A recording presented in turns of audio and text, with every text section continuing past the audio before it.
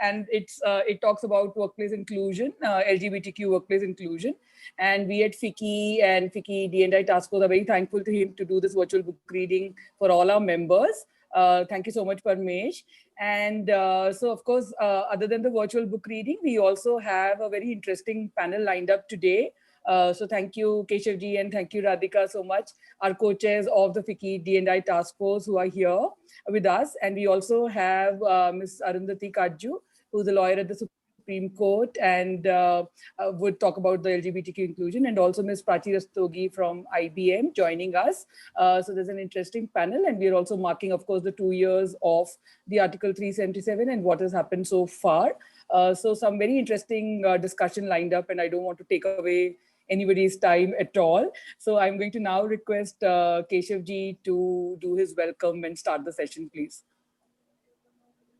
Thank you so much, Umaji. Hi everyone. Namaskar.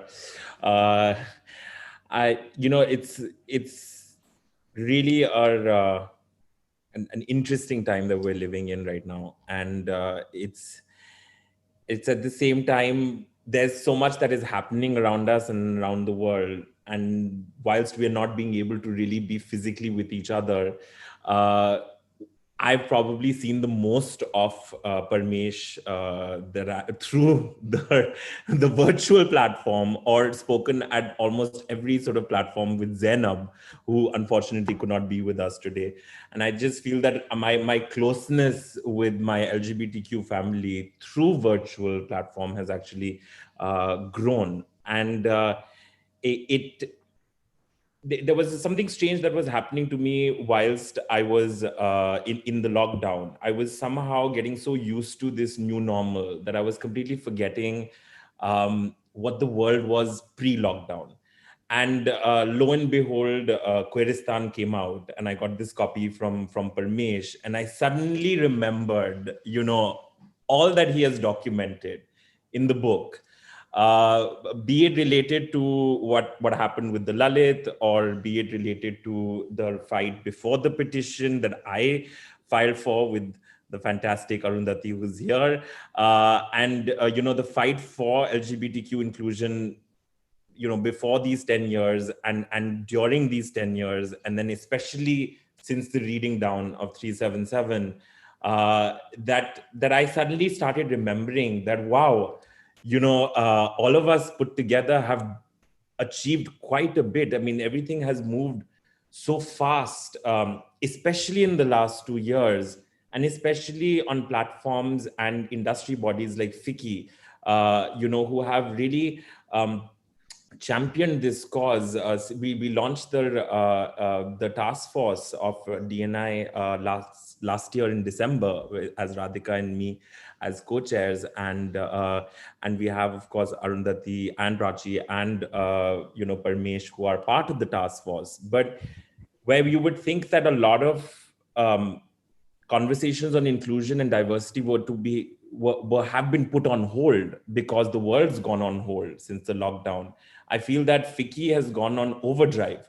And with all that we have done together, be it the representations that we have sent to various bodies, or be it the DEI certification program that we're doing now, or the index launch, I think that that in itself is really a sign of an array of hope in these very, very dark times.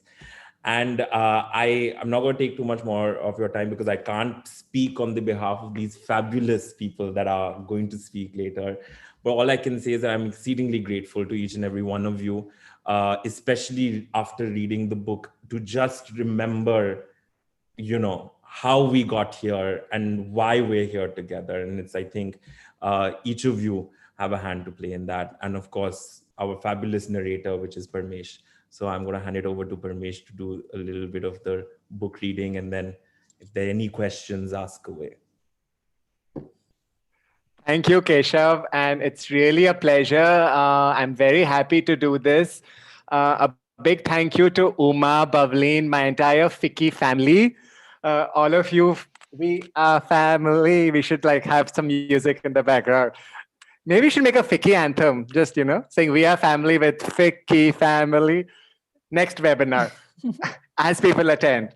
All of you attending, thank you so much. Arundhati, Prachi, Keshav, Radhika, just so happy to be sharing this, the next hour with you.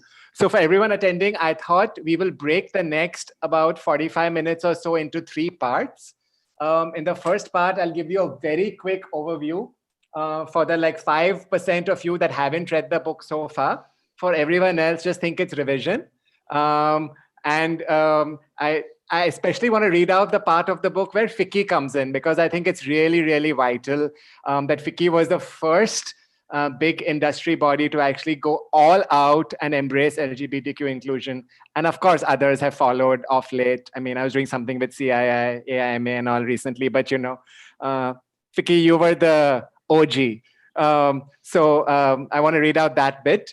Then I'm going to pose a simple question to each of our panelists on what each panelist feels has succeeded so far, 2 years after the verdict, and what needs to be done as well. The aim is to convert all the good intentions that we've had, in the past few years into action. And I want everyone who's attending this to actually go home with some homework that they can do right now. So I'm urging all our panelists to give all of us, inspire us, but also give us we have the time. Give us homework that we can do right now to start making our worlds more inclusive from right now, because we've waited for far too long. Yeah.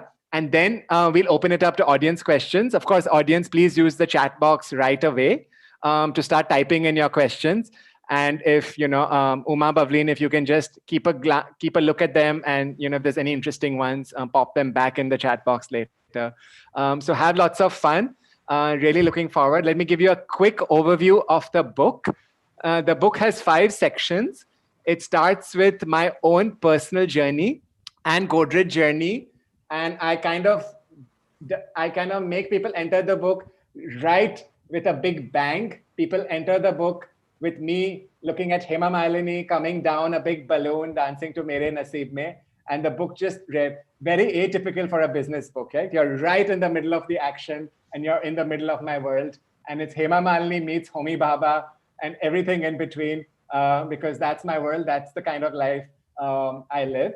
And I talk about my own journey growing up. I talk about the kind of work that's happening right now at Godrej that one has been doing for the past 10 years. And I do that not out of any indulgence, but with very specific reason. And it's linked to the reasons that Menika Arundhati and so many of these other lawyers gave in the 2018 arguments, right? That we need to tell stories about queer people, because as long as people think of queer people as an abstraction, they won't get us.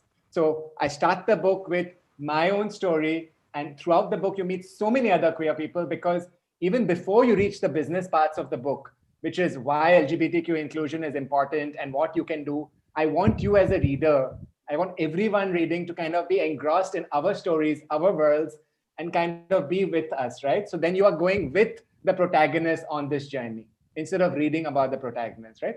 So the first bit is deeply personal.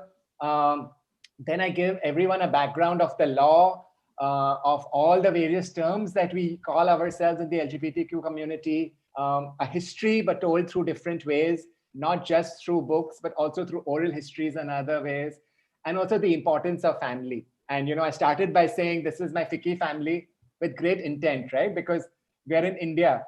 Our blood families and the families we create around us really, really matter. So I use this word with great intent and with great love. Our workplaces are also our families. How can we take the same love and affection of our home families and extend it towards our workplace families is essentially what Queeristan is about, right? So then we go into the businessy part of the book, which is also fun because it's got stories, it's got incredible characters in it who are real life people who happen to be friends and people I admire. So if you weren't present at Keshav's wedding, very few people were, or Radhika's wedding, where even fewer people were, you can read about these in the book. You can have a bird's eye view.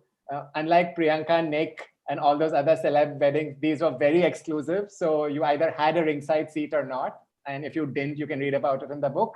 And you get to meet so many incredible characters like Kusuma, who's now working at Intuit, who's lesbian, who came out to a mother and now Kusuma, her partner, and her mother get together every Sunday and cook and watch TV together, right? Creating their own sense of family. So you get to meet all these incredible people in all these different parts of the book. And I end the book on a deeply optimistic note where I outline this ideal world coming up all around us. I call it Queeristan with love and affection. And I say that it's not an imaginary world. It's a world that we are already creating. And I list so many different positive changes taking place, whether in films, books, politics, so many different states being affirmative, the law making progress, schools and colleges, families, all the incredible young intersectional queer movements taking place, whether it's Dalit queer, whether it's queer Muslim, whether it's Shinki homo, whether it's organizations like Pink List. And so there's so many incredible organizations coming up across India, online, offline, in small towns, in big cities, and say that we need to examine all this positive change around us and co-create better workplaces for sure, but also a much, much, much better society. So it's Naam ke Vaste, Uppar se a business book, but actually it's a personal diary. It's got love letters, it's got TikTok, it's got parties, it's got job fairs. It's a full-on Bollywood masala movie, and you get it. Now the multiplex tickets are also up. For a decent seat in a multiplex is 900 rupees, but you get this for like 699 only. So it's very paisa vasool. And with that, there's no such thing as too much selling, no. I want to take you through some key arguments, I think, which are very, very important, which I make in the book. The first is that inclusion makes sense whichever way you look at it. Money, innovation, talent, whichever way. And there's a whole bunch of numbers and there's a whole bunch of stories, right? The second is that being LGBTQ inclusive is very much part of an Indian culture, of our Indian culture. And I think this is important, right? Because we are FICCI. I in that is Indian, Federation of Indian. So what is a good way of being a good FICCI and what is a good way of being a good FICCI member? It's by recognizing that inclusion is a very Indian thing to do. So to be a good Indian company means to be inclusive. Then I've spoken about family earlier as how it's a key axis and how we can reimagine the idea of family to be workplace family as well. And finally, I say that, if you're queer, I want this book to kind of make you feel good and positive and confident. And if you are an ally, you need to stand up and speak up for us because we can't do this alone as queer people. You need to be in fighting alongside us to create this more equal India. And recognize that when you are struggling for LGBTQ rights, our rights are connected with so many other social justice movements that are taking place all over in India and world. They're connected with the anti-caste movement. They're connected with Black Lives Matter in different parts of the world. They're connected with student rights. They're connected with feminism. They're connected with people who want a better planet, Greta Thunberg and so many others, young champions across the world, right? So I just hope that people use this book to build bridges of solidarity and love. I'm going to give you a small excerpt about FICCI, and then we will go into our discussion part of it. So this is a chapter in which I urge companies that are participating to become an advocate for LGBTQ issues outside the company. So here it goes. In November 2019, I was proud to be a part of the launch of a landmark report at the FICCI headquarters in Delhi. The report, New Global Champions, Why Fast-Growing Companies from Emerging Markets Are Embracing LGBT+ Inclusion by Open for Business, catalogs the LGBTQ inclusion strategies of companies in countries like India and makes a clear connection between LGBTQ inclusion, growth, and brand favorability. It was a rare, sunny, smog-free day in the capital. Drew Keller, the global program director of Open for Business, had come in from New York. Elliot Vaughan, the managing director of Boston Consulting Group, who had funded and supported the report, had flown in from London just for this evening to be alongside Seema Bansal from their Indian office. Melissa Ferrier, the global LGBTQ leader from Wipro, had come up from Bengaluru. In the audience were representatives of other companies, journalists, and heads of different LGBTQ organizations. This was a historic day, as it was the first time that the FICCI headquarters was hosting something queer. I was deeply moved by the remarks that Dilip Chenoy, the FICCI Secretary General, made on stage. He shared that when FICCI started their LGBTQ inclusion efforts in 2018, many of the member companies asked him why he was doing this. They even wondered if he was gay. For everyone watching, I think Dilip is straight. But he continued to be doing this and is a tireless advocate, and the FICCI member companies finally started coming around. The Supreme Court's 2018 verdict was a tremendous catalyzing force. This is the power of coalition building and collective advocacy. If you care about inclusion, reach out to FICCI and help amplify the excellent work. If you are part of any other organization, then push your institution to constantly put LGBTQ inclusion on their agenda. If you are part of senior management in a company, you have the power and the financial and cultural capital that can really shift gears of inclusion in the country. And like Dilip, who is doing cultural acupuncture using his position at FICCI, do something about it whenever and however you can. So I'm going to stop right here and thank FICCI once again. And, just open it up to a panel discussion with our incredible panelists. So it's 4 of you. I wonder if each of you can, share your thoughts for about 3 or 4 minutes about this question, right? Arundhati, if I can ask with you, if I can start with you, what do you think has succeeded so far? And what is one action point that you think needs to be done further at this juncture, 2 years after the 377 verdict? So Arundhati, all yours. You're mute, yeah.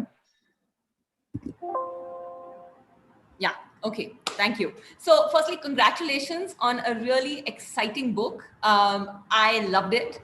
And I think the thing is that when it comes to change and how we see it and how we record it, it's really important to have the written word with us to document this journey as we're on it, right? So Parmesh, congratulations, and FICCI, thank you for hosting this event. If I look at the last 2.5 years now since the 2018 judgment, I think the biggest change that I see is the confidence that LGBT people have to stand up for their rights and to make change. So whether it's in institutions like FICCI, whether it's in their own workplaces, whether it's young couples who call Menaka and myself because they are looking for police protection, which I think was unimaginable before 2018.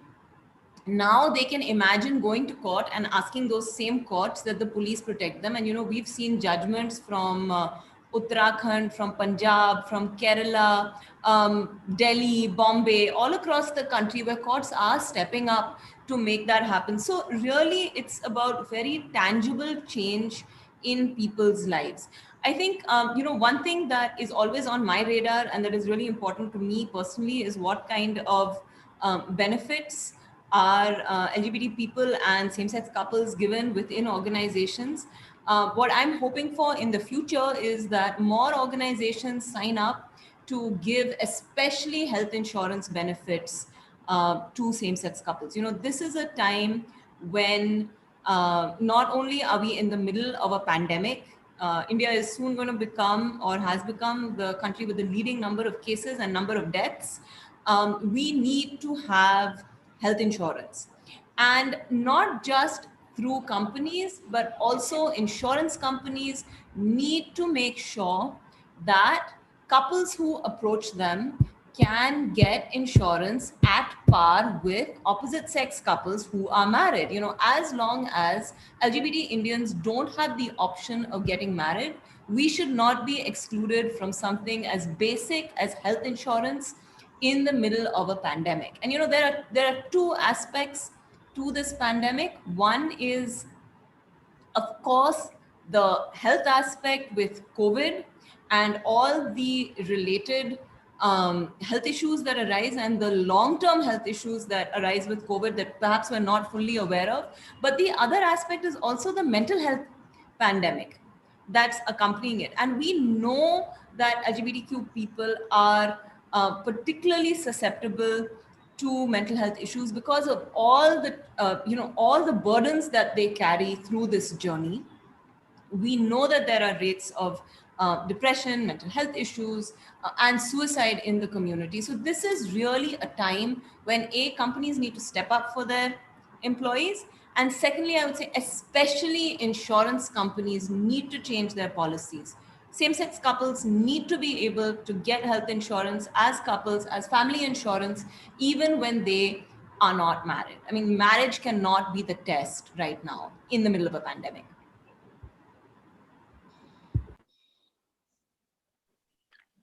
Thank you.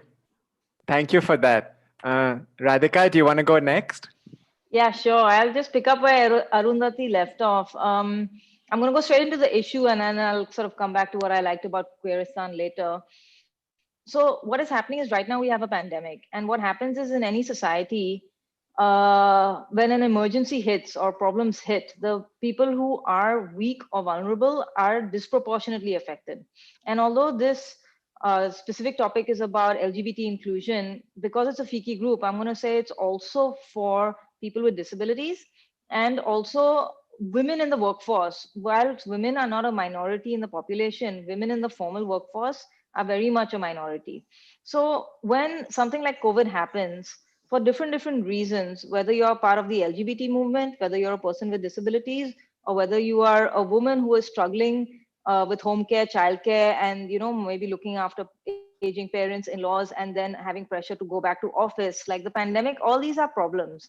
Now, how does Queeristan help address these problems? It is a question of basically demonstrating impatience with the norm and saying now 2 years ago the law changed, now it is time to change what we consider normal in society. So it is all about being more vocal and getting more and more straight allies, especially straight Indian men who are in charge, in control of the boardroom, in control of the insurance companies who make policies, really asking them with love and respect that we want a seat at the table. We want you to hear what we have to say. And that is what the book is asking. And that is what the FICCI Task Force on Diversity and Inclusion is also asking. So that is what we are, and there has been great progress in the last 2 years. I will say that the fantastic work that Arundhati and team did on the Supreme Court judgment, the amazing work that Parmesh has done throughout the last decade in just, bringing this topic up to places where it used to be uncomfortable, but is no more uncomfortable. That is the journey we've done, right? Mr. Dilip Chinoy did make the statements and stood by what he did because we were able to convince him. And like so, we have to keep going. So we have made some good progress in the last 2 years, and FICCI is an amazing flag bearer on this. But we have to keep pushing it. So what I would ask anyone who's listening in this call today, and especially if you are not part of the LGBT community, if you are an ally, you've taken the time to dial in to hear about this, I'll request you to please do things. Go back to your aging parents and say, hey, I listened to this interesting webinar today, and those people are not different from me. They care about the same things, and we should value and request them, treat them equally. And I want you to go back to your HR manager and say the same thing and say, hey, what is my company doing to make sure that the LGBT community and also women and also people with disabilities, how are they being treated fairly and equally within our organization? So same question you can ask your parents and grandparents on the family, like what are we doing to make sure everyone is treated respectfully, equally and fairly? And same question you ask your HR manager or your boss. These are the two things I request you to please do. It has been an amazing journey so far. Parmesh and Arundhati and Keshav have done so much through all their individual and professional efforts to take it forward. Now we have to widen the net. So if there are 50 or 60 or 100 people in this call, please use your own sphere of influence, and you have one. The fact that you are in this call means somewhere you have an interest, you have a passion, maybe you are professionally engaged, personally engaged. Use that circle to make the circles bigger, and that way we can change all of society. Thank you. Back to you, Parmesh. Thanks, Radhika. And speaking of widening the net, Prachi, we haven't been with you before on any Zoom call before. So to widen the net of inclusion and bring you in, Absolutely. over to you. Yes, once again, congratulations for the book. And maybe you and I haven't really shared space on Zoom before or on a WebEx, but I know you really well. I've heard you, I've seen your notes, and have worked very closely with Keshav and of course Uma and Bhavleen. So thank you, Fiki, for organizing this today. And I loved how Arundhati started and what Radhika said. And I want to sort of tell you a little about what IBM has done and what we're also doing in terms of mentoring other organizations. So we started operations in India mid 90s, and in year 2000 we had the same-sex health insurance for same-sex partners. We also had implemented the gender affirmation surgery right then. So we were much, way ahead of the legislation in that sense. So now with the reading down of 377, what has happened is, one, we're celebrating it every year to make sure we do these small celebrations and make way for bigger decisions to happen. Two is, now that we have all the right policies, same-sex partner, medical insurance, or gender affirmation, or all our policies are basically inclusive of LGBT plus community. The second thing what we're doing is expanding mindsets, because it's one thing to have the right programs and policies, but the real thing is when a person is in a water cooler conversation and what really happens at that time. Somebody smirks at me, or somebody just laughs, and somebody just looks at me like that. If I use a washroom which people think I'm not supposed to, how about that housekeeping person who looks at me? And that is what we are addressing a lot, especially in the last few years, which is that we train each of our vendor staff. Each of our housekeeping staff gets trained. Even the toilet training happens, that if we have inclusive washrooms, what kind of training needs to be done for our vendor staff so that they see it with an expanded mindset. Second is, we have some 7,000 managers across the country, and we are training them on microaggression, on how do they need to see people who are different from them, and also creating an environment where people are okay to come out. If they're not really coming out, especially senior people, we are really sort of doing everything we can, because if senior people come out, then inclusion fosters in a very fast way. I mean, you need to see role models up there, and that is our third thing, that now at IBM we've done the policies, we're doing these trainings, but now we need people from the LGBT plus community to take on senior roles. And it's not that people are not there, but people need to come out. Some of them are out only to a specific group, but we want them to come out like openly and be role models, and making sure that we use analytics a lot. So what we do is through a lot of self-identification. So if I'm from the community, I can self-identify myself from the LGBT plus community. And therefore we keep a tab on how many senior people we have, what is the kind of attrition we are facing, how many people are getting hired from the community. So how many people are getting promoted from the community. So we make sure that leaders have their skin in the game. So allies have increased by about 30% every year. I mean, this year also, June Pride Month, I was happily sharing with Keshav the other day that 30% increase in allies. It is unheard of, at least LGBT plus inclusion too. So to Arundhati and Radhika's point, absolutely bang on. We are right there. We want to hire more people. We want to make sure people are comfortable coming out. And if they're not, we feel responsible for it as IBM managers. And not only that, we are also mentoring quite a few organizations who've just started the journey.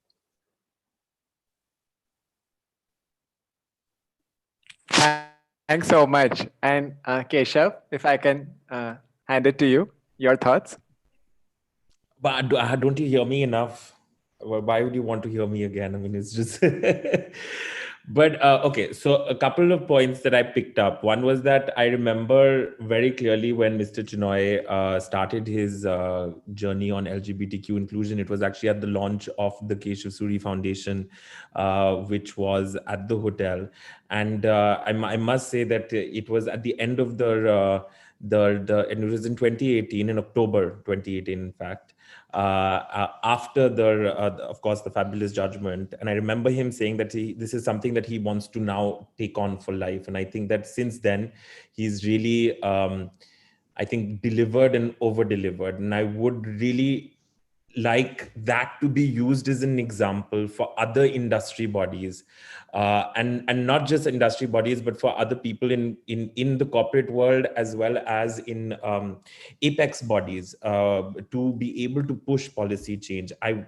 You don't really have to be an out and proud gay person or a lesbian person to be queer. I think that's what I love about our community. And I personally like the word queer in a way, because it sort of includes everybody. At the end of the day, now we already have the alphabet soup, which is LGBTQIA+. We're going to do A to Z very soon. And I would, love to say that I'm not going to speak on his behalf, but, if Mr. Chinoy says he's openly queer, that would be amazing. And we can reclaim him as that. I do think that we need to be very sensitive of the fact that right now, because of the situation that the world is going through, livelihood building is going to be very, very important. And especially for a community like ours that has been sort of subjected to various forms of discrimination, and within our community has various forms of sub-minorities, and therefore there are some more vulnerable than others. And right now in this current pandemic situation, again, citing the example of the representations we did via FICCI and via KSF, was so that we could make sure that those voices that we felt were way more vulnerable were spoken about, talked about, and kept in the minds of everybody. Now that FICCI is talking very openly about livelihood building for the Greater 50 cause, which is for inclusion of women, especially in the rural areas of India, I think that it's good to share that we're also making sure that trans women are included in that conversation, and making sure that that sort of same effort that is being made for livelihood building for women, it also goes to trans women, and then vice versa to the various other minorities of the LGBTQIA+ community. I have to say that in terms of intersectionality, it's very important for, again, we take it for granted in some ways or the other, but at least in our diversity and inclusion task force, we have a subgroup on gender, we have a subgroup on LGBTQ, and as well as empowering people with disabilities.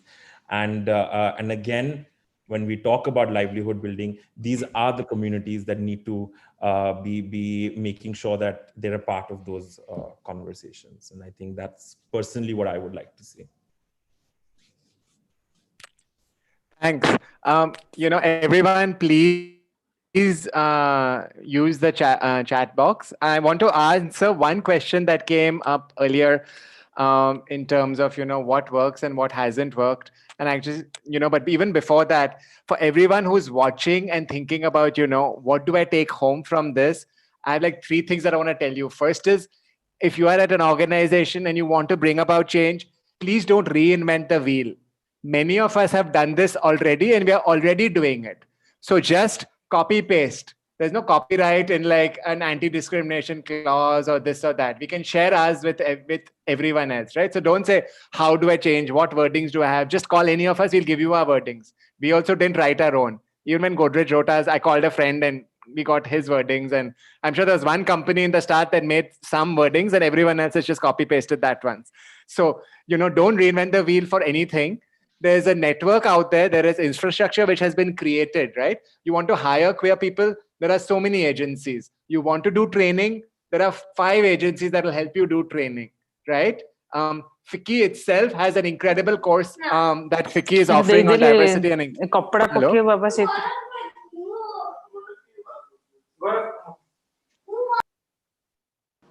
Yeah. Do you want to go on mute? Yeah. Great. So FICCI itself has an incredible course that they are offering. And maybe Uma Bablin, you can tell us about this course that you are offering later. My point is, use this entire infrastructure because it's out there. It's been created for you. Yeah. Number 2 is proof of pudding is in eating. So all the talking you do is going to make no use if you don't hire, right? We just heard that from Prachi as well.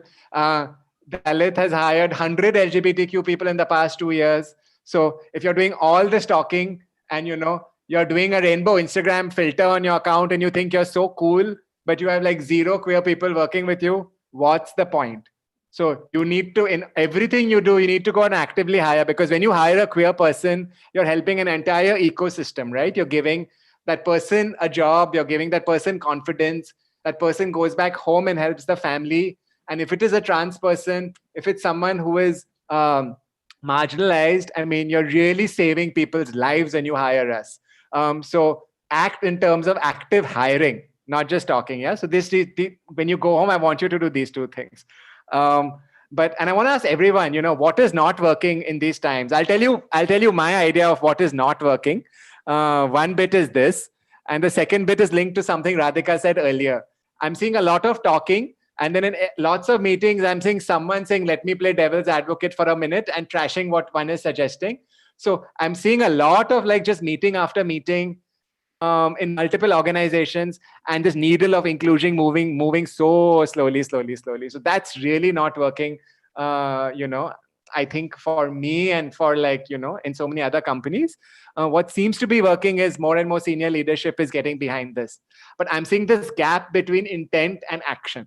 And I want to ask everyone else also, Arundhati, Radhika, Keshav, Prachi, what's not working for you at this moment? Yeah, Radhika, you want to go first?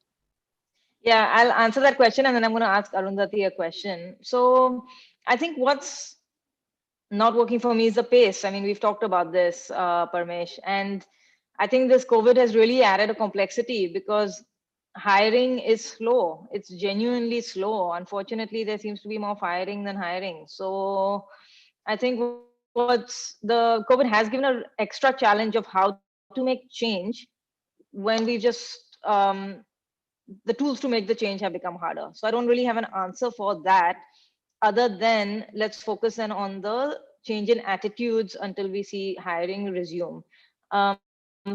My question for Arundhati is, can you please update us as to after 377 on the legal side, what are likely to be the next challenges? We are really appreciative of your time on this panel. And those of us in the corporate India like Keshav, myself, Prachi, we will keep doing the work with the corporations, especially with FICCI. What do you see as the next few legal challenges? On what grounds? Is it insurance? Is it adoption? Is it marriage? What is it? Yeah, thanks, Radhika. I actually think it's all of those things.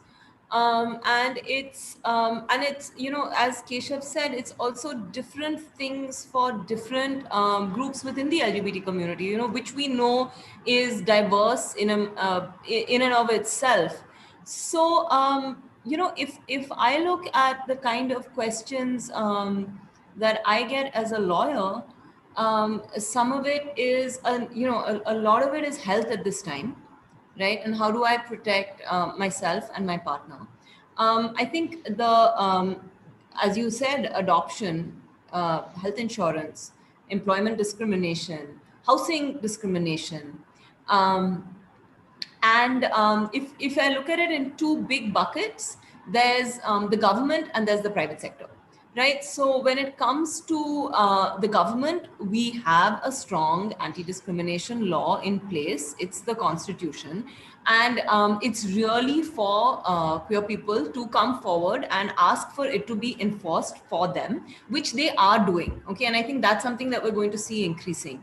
When it comes to the private sector, I think there are, there are 2 kinds of change. One is a kind of top-down approach where management is able to bring about new policies. And then the other is really people knowing that they are in a safe and inclusive environment where they can speak up and ask for the kind of change that they need, right? So when I look at the kind of legal landscape, right? These are the broad parameters of the legal landscape. I see change that we need in the private sector and in the public sector. And then we need it across a host of rights. The But biggest. do we see one big action happening that the whole community can get behind again? The way the community got behind 377, like, is that in the cards in the next 1, 2, 3 years or not? You can't say yet. I guess it's a question for this group. I think it's also that COVID has required us to kind of go back and rethink our priorities, and not just, how do we come together in coalitions? Like one of the big questions is, how do you actually form groups? How do you communicate? How do you take up issues at different points in time? But what I do think is that, when I think of strategy, right, as a lawyer, and I'm not speaking as someone who works within a corporate organization, but when I think of strategy as a lawyer, you can do two kinds of things. So you can have a kind of all my eggs are in one basket. The big legal challenge is 377, and then you have to win 377, right? Which is why 2013 was such. It wasn't just a devastating loss personally for people, but it was also because that was the one big major challenge. But also now, if you have the possibility of different kinds of civil rights, right? Because once that hurdle of a criminal law is gone, suddenly all these civil rights are up for grabs. And so I think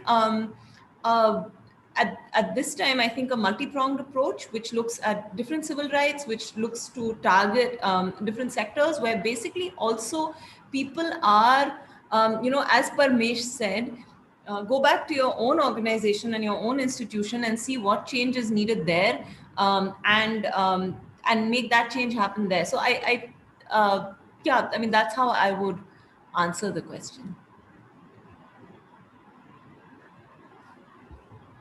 Keshav, Prachi.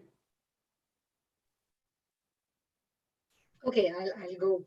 I think two things clearly come out, especially in the COVID times. One is the mental health is sort of ignored. So much anxiety, stress, and fear which has surfaced, actually in all of us, in every human being for that matter. But when it comes to a marginalized community, if you allow me to use the word, whether it's women, LGBT plus people, or people with disabilities, it is definitely seen so much more. I've had people calling me as well and it was shocking that they are not in the best domestic conditions, and office was actually a safe space to work in, to be in, and suddenly they are home not in the best of conditions. So we've of course addressed it in various ways: coach on call, having a mentor, talking to them regularly, having mindfulness sessions. But this clearly is, if it's happening here, it's happening in other organizations also. And second is that because a lot of companies are moving into trying to be LGBT plus inclusive, which is absolutely great, but very soon we'll have to, or probably it's the right time to be aware that one thing is to have policies, another thing it's real implementation. And really, I'm repeating myself, that unless you have people in decision-making roles from the community, it's just good to have. Because at the end of the day, what matters is if people are creating innovative, creative solutions for your client, and that happens when people are in meaningful positions. And then everybody will start seeing the value. It's like we don't have to keep speaking that, oh my God, please hire people from the LGBT plus community, or please hire women in senior positions, or please hire people with disabilities. It'll happen because people will see the benefit. People will see that they're real beneficiaries of it. So that has taken a back seat, clearly, these two things. Keshav, I wonder if you can tell us about the benefits, because you've hired 100 people over the past 2 years. And I know that, it's really I know personally because I only stay at the Lalit whenever I can, exactly because of this. But tell us about the benefits that you've actually had in hiring, more and more queer people. So I actually have a lot of my team members on this call, and I can see Kiara is there as well, who I think, and she's got her video off. So honestly, she's the best to answer this question, because clearly my benefits lie in having a fabulous person like Kiara coming to work, being comfortable enough to come to work as herself, who transitioned and just has been a part of our family, and even during the pandemic, has moved into our hotel in Bangalore, and just basically now it's her hotel more than it's mine. So I think the true benefits is that I have a happy team, and I have a team that has, as we know, the hospitality industry, travel, tourism industry has, just like how there are people who have been disproportionately affected because of the pandemic, there are industries that have been very badly affected, some more than the others. And the hospitality, aviation, industry is going to take a long time for it to recover. But the fact that I actually have a team that is so supportive and that is still there, ready to support the company, ready to be with the company, irrespective of the revenue situation, and not complain about the fact that there might be salary cuts or there might be certain things. That in itself is my proof and my putting that the company can survive because I have a team that truly is happy to work there, is happy to be themselves there, and is happy to follow me to the ends of the world. And right now, we really seem like as if we are at the end of the world. And I like, just like how we as a company has stood by our team, it's now the team who's standing by us. And I think that is a big thing. What I personally feel is that and this is sort of for taking a summary of what everyone is saying, I think queer people are everywhere.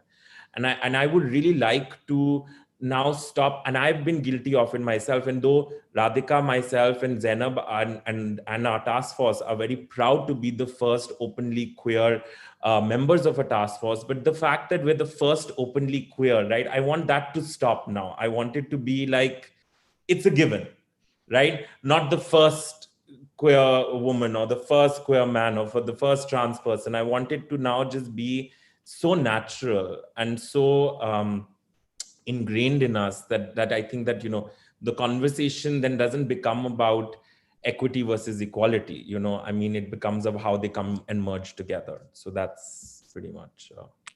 Thanks, Keshav. Thanks.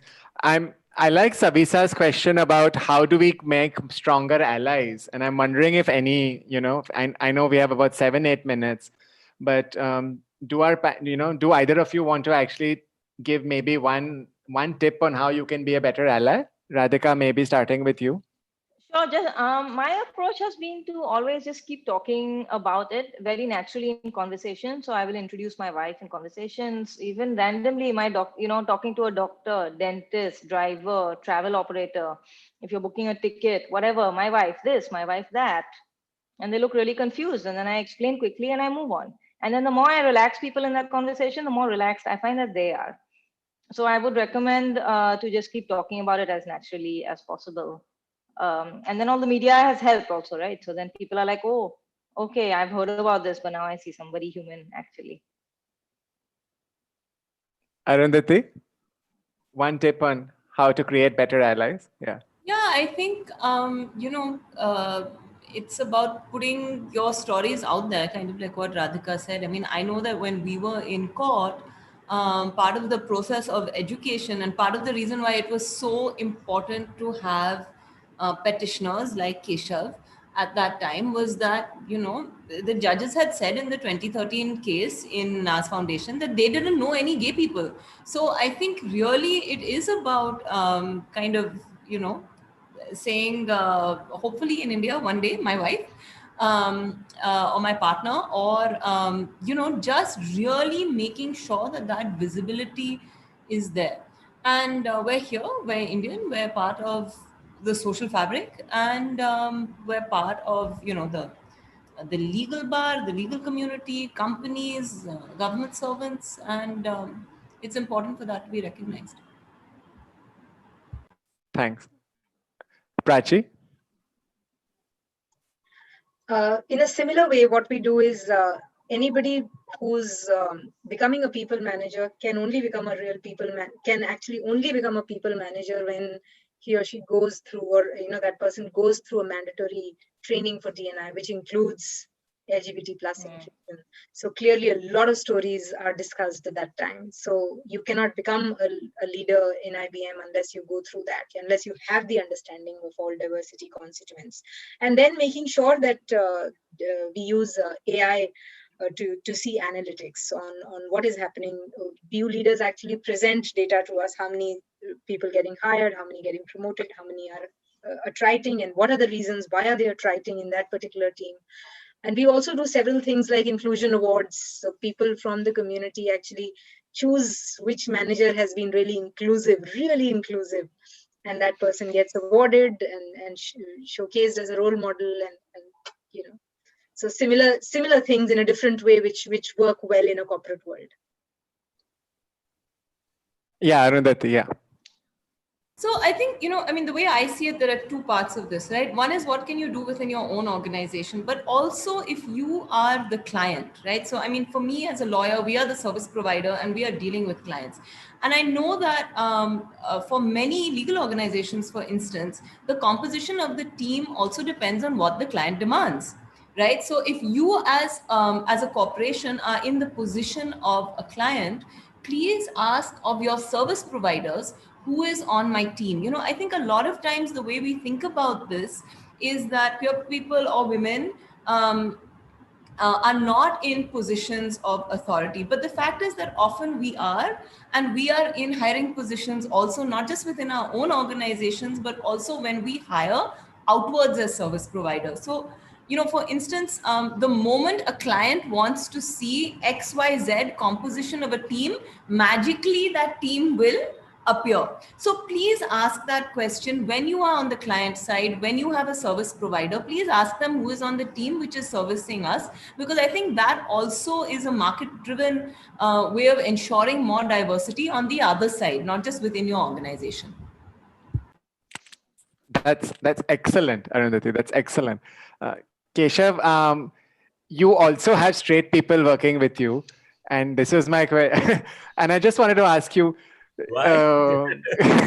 because how did you get how did you get all your straight employees to become such good allies? Like, what did you do in terms of convincing them that this journey you were on was worth their while?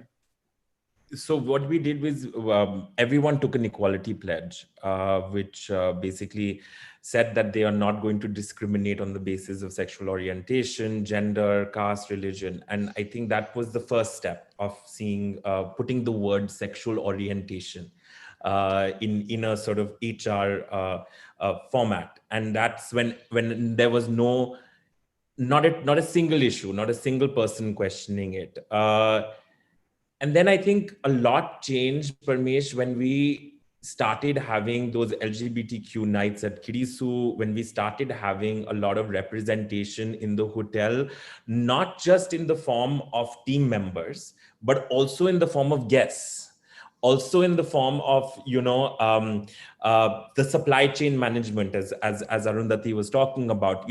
When we suddenly, there's one thing to have policies, but then there's also another to actually have guests that are out and proud and that are comfortable enough or feel that it's a safe space.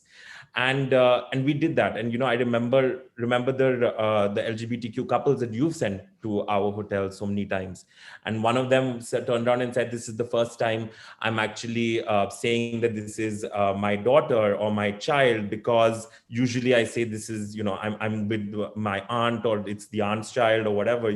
This is the first time it was a queer couple that was openly proud to have a child." And of course, I know that I've just fell into my own trap of saying first time.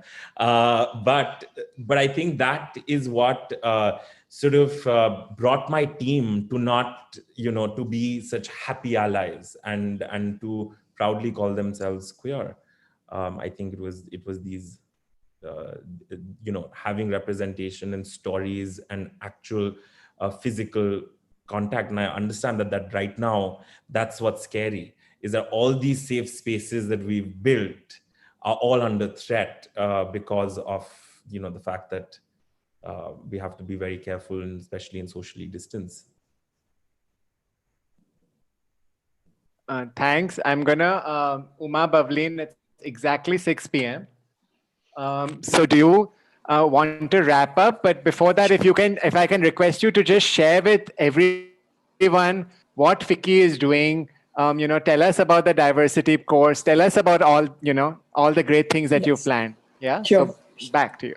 Yeah, sure. Thank you so much. This has been such a wonderful webinar and the book reading. And thank you so much, Parmesh, for acknowledging FICCI as an ally in your book.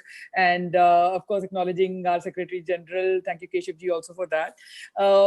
Yes, so we at FICCI, frankly, and I think I can definitely speak on behalf of me and Bavleen, definitely. It's been a great learning for us. And frankly, I think we are very early in our journey, and very humbly to put, we are learning from all of you wonderful task force members who have very openly, joined the task force and are speaking and teaching us in terms of how to take the dialogue forward. And very important, definitely, is to have as many conversations as possible, which is why, and with the one, I don't know if I should say a positive thing, but with the COVID pandemic, what is happening is we are able to virtually connect with everybody very quickly and have more conversations on the topic, so which is definitely a plus. And under the task force, of course, what we've done is, yes, we are having conversations through our webinars. The other thing that we felt very rightfully, like how Prachi said or Anandati and others said about hiring, it's also very important to have capacity building.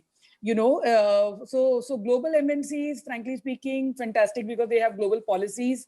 It does help a bit because there are policies in way, but there are a lot of Indian companies who want to be inclusive but who don't know how. So the task force is a very good place to reach out to, and our task force members are more than forthcoming to help out. And so that's how the training program or the capacity building program that we have launched, and it's ongoing. We just started on 5th of September, and on the eve of Article 377 actually. And this coming Saturday is the next session. It's 9 modules, and we plan to continue to do more such capacity building programs, doing more deep dives on each of our subgroups to sort of help people become more inclusive and start having these conversations within their organization. So that's where we are. And like Keshav said, a lot of representations, like Arundhati is saying, insurance is a very big piece. So more such issues that keep coming our way, we are more than happy to push the government or wherever regulatory bodies that we need to push, make representations as an industry body and champion the cause. So we are there exactly for that. And I think we are just happy to play a small bit in the whole large conversation. And please do reach out to us, everybody who's on the call, for any help that you require, and we are happy to help, so to speak. Thank you so much. Thank you. Keshav, are you doing the closing? Because you did the beginning, or is it Radhika? I think Radhika or Arundhati or Prachi, I think everyone should say a line or two, maybe even go through some of the questions from the chat, and if there's anything that speaks to one of you. Keshavji, just one more point, sorry, about the book that I wanted to make at the beginning, I forgot, is actually toward the end, everybody, there is a very good list of resources that Parmesh has put together for us. So, it's really helpful. So those of you who want to see where to go and what to do, there's a good list out there also. So please do make use of that. Yeah, thanks. In final line, you wanted a dialogue? No, Radhika, go first. Yeah. No, Parmesh will end with the dialogue. I will just thank everybody who has attended this session today. Thank you sincerely for making the time. Whatever your motivation was, I hope you got something out of it. Do read the book. The list of resources at the end is complete. Also, FICCI, the task force, all of us have some experience in this. So if you, again, want to take some action, please do reach out to Uma or Bavleen in the task force. And they will just connect you to the right people who can help in your company. Thank you so much.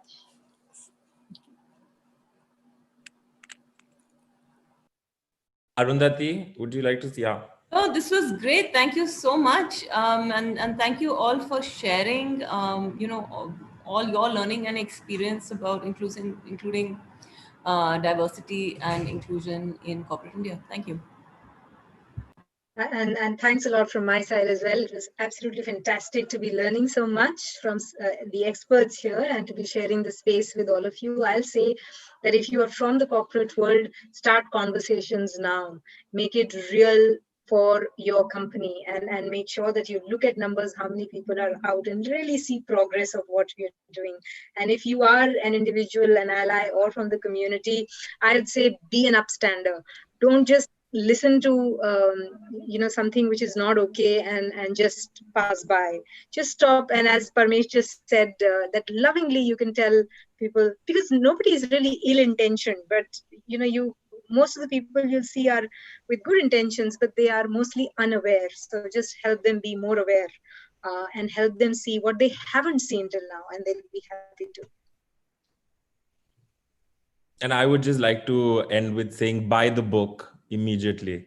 Everybody on this call, and who's also not on this call and will watch this video, I think just buy this book. It's very, very important. It's such an important book, especially at this time. Not just because we're all in it. Also, yes, that also is one of the thing. If you're, like that sort of thing, then we are in it. But other than that, I think it's just so educational and just important to have this chronicle at this particular point. And I think I just end with saying that, yes, I really am seeing the chat comments. I understand that there has been people are scared sometimes to how to approach the community and whether they're saying the right thing or the wrong thing. I think I agree with Parmesh. A lot of it has to do with intent. And I also agree with Arundhati that just ask. Don't be afraid to ask. And I'm sure we'll be very happy to, give you the answers. So with that said, thank you everyone. Can I say one last thing, Keshav? Can I say one last thing? It's your show. I don't even know why I'm doing the wrap up. You're so used to it at Kitty Sue. Meow. Someone end this pandemic and bring Kitty Sue back so Keshav can have like a live audience. Okay. Tell me about it. Drag career is failing.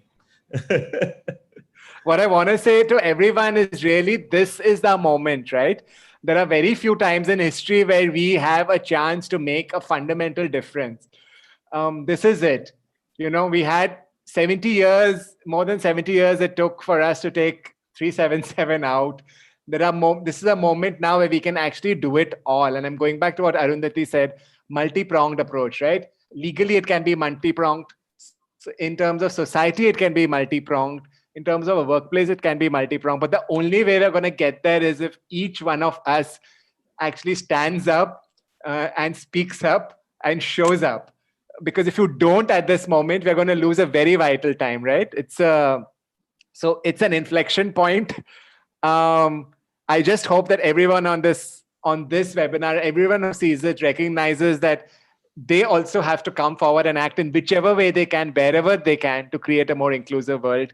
And I hope that whoever is watching joins us in this. Yeah. So thanks very much. And it's lots and lots of love. Thank you, Radhika. Thank you, Arundhati, for your time. Thank you, Prachi. And thank you, of course, Umaji and Pavleen. And Parmesh, thank you. Thank you for getting us all together. Thank you very much. Thanks. Bye. Thanks, everyone, for joining. Thank you so much. Yeah. Thank you.